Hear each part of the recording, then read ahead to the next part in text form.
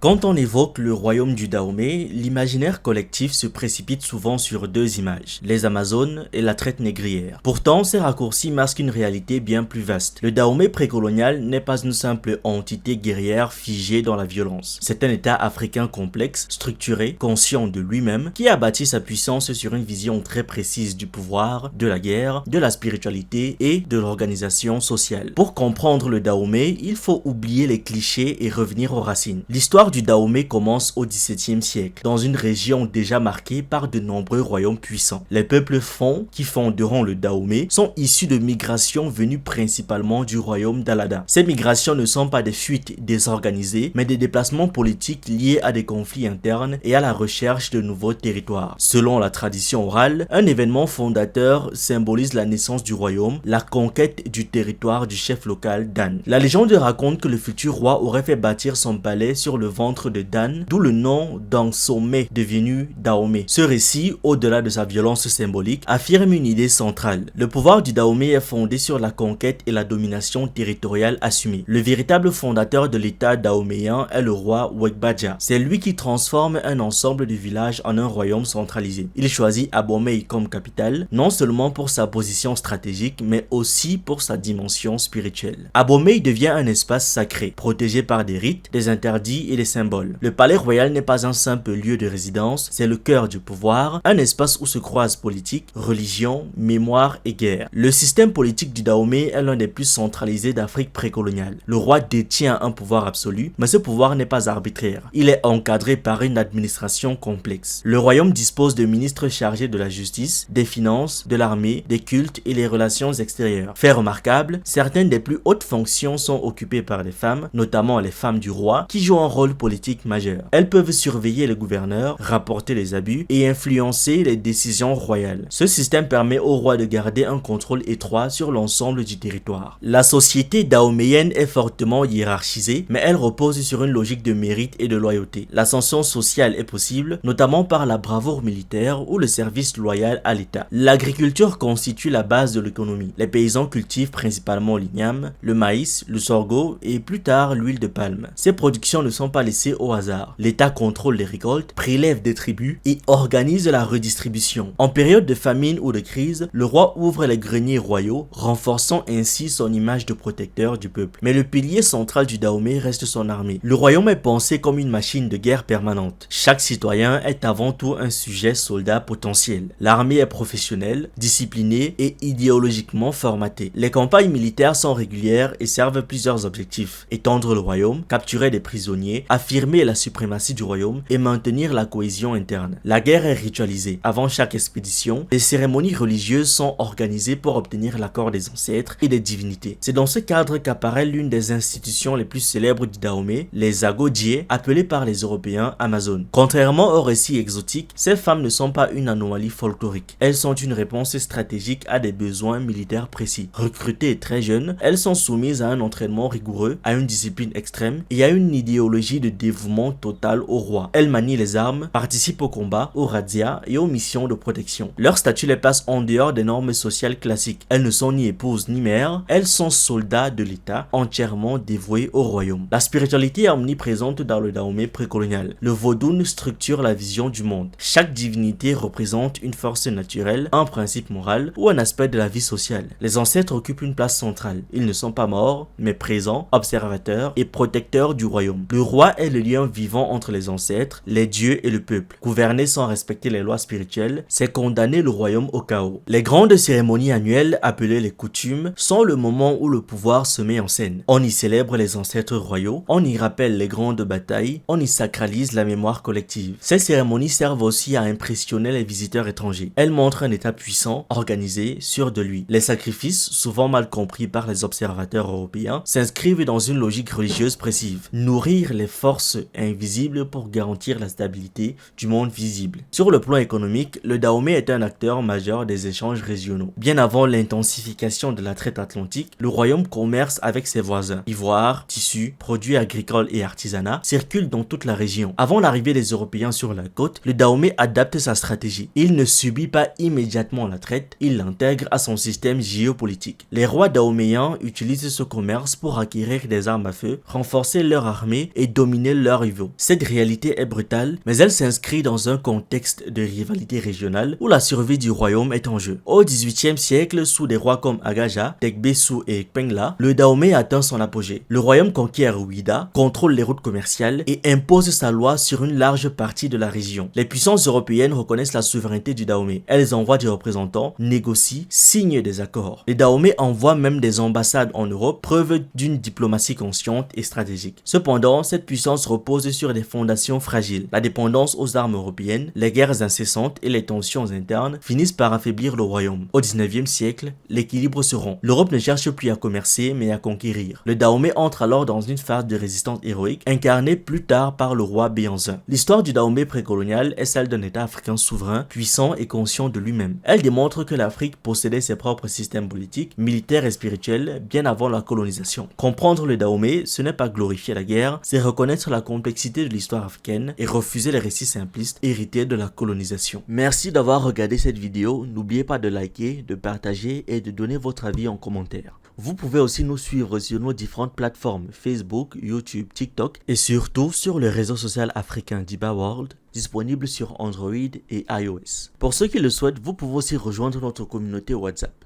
Tous les liens utiles sont dans la description.